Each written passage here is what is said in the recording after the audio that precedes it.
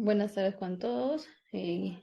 Soy Catherine Lisbeth Castillo Miñano, médico residente de segundo año de la especialidad Ginecología y Obstetricia, Hospital San Bartolomé.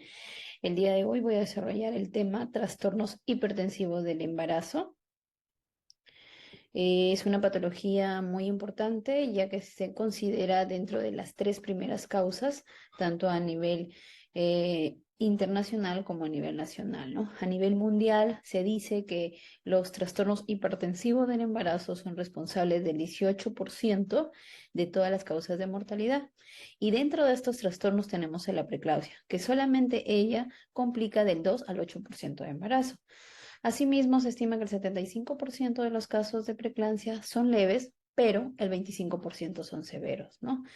Y bueno, los trastornos hipertensivos pueden suponer el inicio de alteraciones vasculares y metabólicas futuras, ¿no? Como tenemos uno de los últimos boletines de este trastorno hipertensivo, representa la segunda causa después de la hemorragia obstétrica, representando esta la primera, ¿no? ¿Y cómo defino estos trastornos hipertensivos?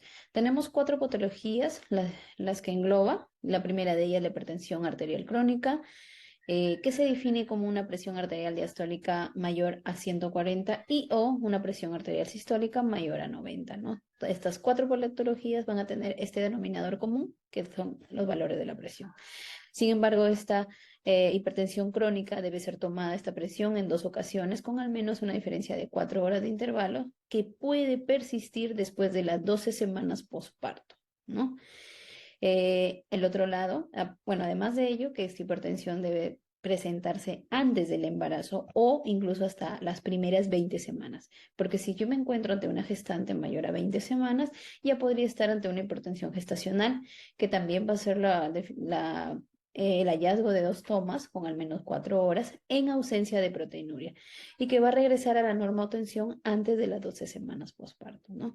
La preeclampsia también con las dos tomas de presión, pero con presencia de proteinuria, ¿no? O presencia de alguna de las complicaciones que voy a explicar más adelante. Dentro de la hipertensión crónica con preeclampsia sobreagregada, estamos definiendo a la paciente que definimos antes de las 20 semanas, pero que acá se agrega una proteinuria de nuevo, ¿no? ¿Qué factores de riesgo yo debo tener en cuenta para sospechar que mi paciente va a desarrollar preeclampsia? Según la COG nos menciona los 14 factores ya conocidos. El primero de ellos es la nulliparidad, cuando las pacientes no ha tenido ningún parto, la gestación multifetal, sea gemelos o trillizos o más, que la paciente haya tenido un evento de preeclampsia en uno de sus embarazos anteriores, que la paciente ya sea hipertensión crónica, que la paciente haya tenido diabetes mellitus o también diabetes pregestacional, diabetes gestacional, que pueden algunas alteraciones como trombofilia, lupus eritematoso, síndrome de anticuerpo fosfolipídico, y también si mi paciente ya tiene una edad mayor o igual a 35 años, o un MC mayor o igual a 30, ¿no? También se considera pacientes que tienen de base una nefropatía. Y asimismo, pacientes que tengan tecnología de reproducción asistidas, hoy por hoy la fertilización in vitro o otros tipos de este tipo de procedimientos se han vuelto muy comunes. Asimismo, el otro factor de riesgo es el apnea obstructiva del sueño. Dentro de la fisiopatología de esta enfermedad, nosotros, como podremos observar en la primera mitad de esta lámina, cuando se da el proceso de implantación en los primeros días y semanas del embarazo, la invasión de los trofoblastos, que tenemos dos tipos, los extravellosos fuera, los extravellosos intersticial y los trofoblastos extravellosos endovasculares, ¿no? El intersticio en el tejido conectivo y los endovasculares, los que van a conformar las paredes propias de los vasos, ¿no? Entonces, esta infiltración de este trofoblasto, de este nuevo tejido que al final va a conformar parte del feto, del embrión, ¿no? se va a reemplazar las células endoteliales, ¿no? Van a tener esta diferencia, ¿por qué? Porque un vaso normal de una paciente tiene una diferencia, una menor cantidad de elasticidad. Sin embargo, este trofoblasto, esta célula, va a tener capacidad de tener una mayor elasticidad, por lo cual podemos observar que el diámetro de estos vasos va a aumentar de tamaño. Entonces va a permitir que llegue un mayor flujo para el crecimiento adecuado de este producto, no de este bebé. Sin embargo, ¿qué es lo que sucede en un evento antihipertensivo a la cabeza como la preeclampsia? Que hay una mala adaptación de este trofoblasto y no llega a infiltrarse o a reemplazar las otras células adecuadamente. Entonces, estas células que tienen una poca capacidad de adaptación van a tener un menor diámetro, entonces va a llegar una menor cantidad y va a generar, pues por ende, complicaciones, como dentro de ellas está la restricción de crecimiento intrauterina, ¿no? Asimismo, estamos hablando ya un tema muy estudiado como son los factores de crecimiento, ¿no? Tanto ya conocido a la cabeza como el VEG, el PIF, los factores proangiogénicos y los factores antiangiogénicos. Se dice que, como mencioné en la lámina anterior, aquí hay estímulo, la balanza está a favor de los proangiogénicos. Sin embargo, cuando hay un trastorno hipertensivo, se da lo contrario. Entonces, los factores antiangiogénicos eh, sobrepasan los proangiogénicos, ¿no? Y eso también genera y favorece al desbalance y por ende ayuda a la fisiopatología del desarrollo de esta enfermedad. Entonces, hablando ya más profundamente acerca de la preeclampsia, ¿cómo es que yo voy a diagnosticar esta patología en una paciente, ¿no? Mencionamos las 2 tomas de presión, con una diferencia de 4 horas, pero también podemos esperar hasta los 7 días. Asimismo, esto tiene que estar acompañado de proteinuria, que se define, ¿no? Como si yo en un examen de proteinuria en 24 horas, si está mayor o igual a 300, si el índice de proteína creatinina está mayor o igual a 0,3, o si podemos usar el uso de tiras reactivas, ¿no? Que es positivo cuando ya está a 2 cruces, que más o menos equivaldría a una proteinuria de 200 miligramos, ¿no? Sin embargo, si yo también encuentro estas 2 tomas con una proteinuria quizás negativa, puede ser 0,2 o 200, pero me encuentro con una plaquetopenia menor a 100.000, un valor de creatinina mayor a 1,1 en ausencia de una enfermedad renal o 2 veces la creatinina sérica con enfermedad renal, ¿no? Asimismo, un deterioro de la función hepática que se va a definir básicamente como el aumento de las transaminasas, ¿no? Mayor al doble de la concentración del valor máximo. Asimismo, podemos encontrar el edema pulmonar o los síntomas premonitorios, ¿no? Como la cefalea, alteraciones visuales, como puede ser fotoxias y epigastralgia. Esta lámina básicamente lo que nos dice es que tanto la guía NICE diferencia un poquito de la guía COG, más que todo porque acá mencionan que el valor de lo que es la creatinina o el doble del doble de su sal en ausencia de enfermedad renal, ¿no?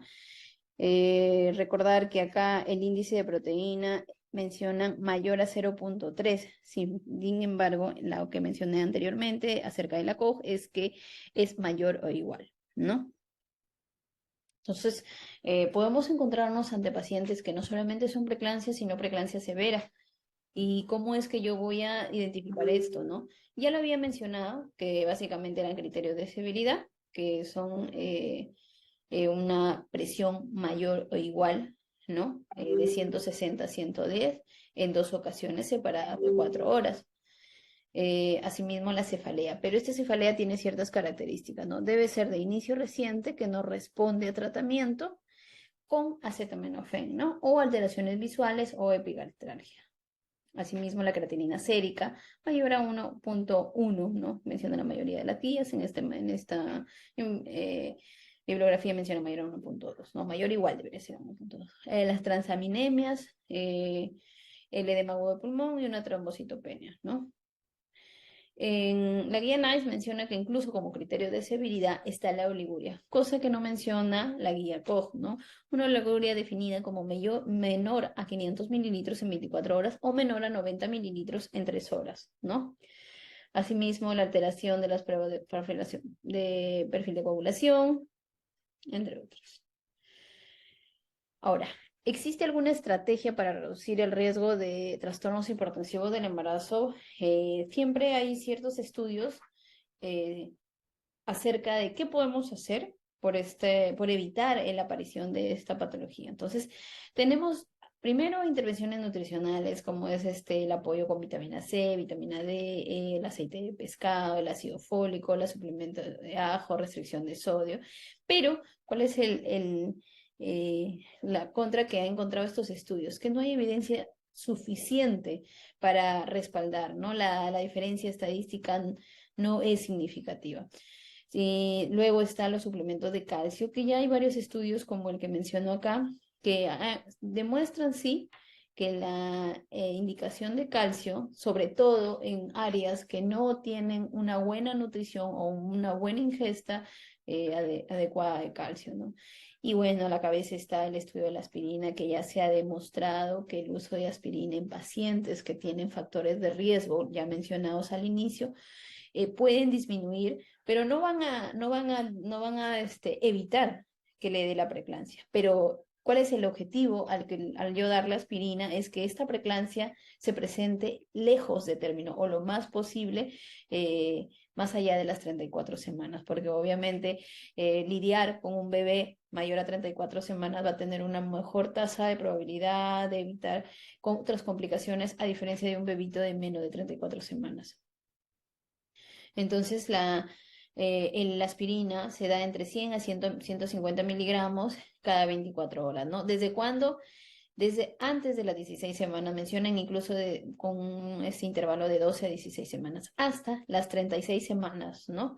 En pacientes clasificados con alto riesgo.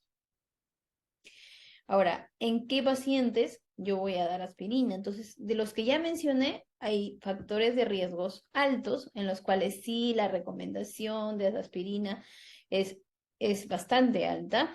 Cuando yo me encuentro entre factores, ante pacientes que tienen riesgos moderados, podría considerarlo, ¿no? Y cuando pacientes ya que tienen bajo riesgo, que no es recomendable aspirina. Entonces, ¿cuáles son los pacientes con alto riesgo? Les mencionaba historia de preeclampsia y aquellos que, por ejemplo, ya tienen un embarazo gemelar, hipertensión crónica, diabetes tipo 1, tipo 2, enfermedad renal o enfermedades inmunológicas, ¿no? En quienes yo puedo pensar o considerar si es que le doy o no aspirina a las pacientes que son nulíparas o las que tienen obesidad, las que tienen historia de familia de preeclampsia, pero de primera línea, ya sea la mamá o la hermana, eh, las pacientes mayores a 35 años, aquellas que tengan factores de riesgo. Y bueno, en quien no está recomendado el uso de aspirina, las pacientes que no han tenido un parto sin ninguna complicación, ¿no? Entonces, ¿cuál es el tratamiento para la preeclampsia? El tratamiento adecuado tenemos definitivamente es la culminación del embarazo, ¿no? Y la indicación ante un trastorno hipertensivo como la preeclampsia es culminar a las 37 semanas. Sin embargo, hay algunos casos, como ya en los cuales pues se sopesa, ¿no? Sobre todo el estado materno-fetal. ¿Por qué? Porque a veces esta preeclampsia se puede encontrar, como mencioné, en gestantes de 32 semanas, de 20 semanas, perdón, de 28 semanas. Entonces ahí incluso se habla del manejo expectante para darle, sobre todo, mayor tiempo para que este bebé logre una maduración sistémica, ¿no? Con la ayuda de los córticos. Por último, recordemos los puntos claves de esta ponencia. Bueno, primero se debe identificar la preeclampsia como una presión arterial mayor o igual a 150/90 en 2 tomos con presencia de proteinuria, ¿no? El uso de la aspirina de recomendación inicio de 12 a 16 semanas en pacientes con altos factores de riesgo. El control estricto de la presión arterial, enseñar a nuestros pacientes cómo deben tomarla. Y bueno, identificar a tiempo un criterio de severidad para poder tomar medidas adecuadas y evitar un desenlace fatal, ¿no? Gracias.